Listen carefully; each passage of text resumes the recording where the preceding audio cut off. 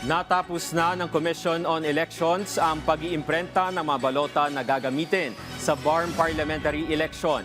Sa panayam ng Radyo Pilipinas kay COMELEC Chairperson George Erwin Garcia, sinabi nito na sasailalim na sa verification ang mga naimprentang mga balota na gagamitin sa naturang halalan na idarao sa September 14. Ayon kay Garcia, umabot sa 2.3 million ballots ang kanilang naimprenta at susuriin. Matapos na rin anya ang COMELEC sa pag-imprenta ng voting information sheets na ipamamahagi sa BARM sa susunod na buwan.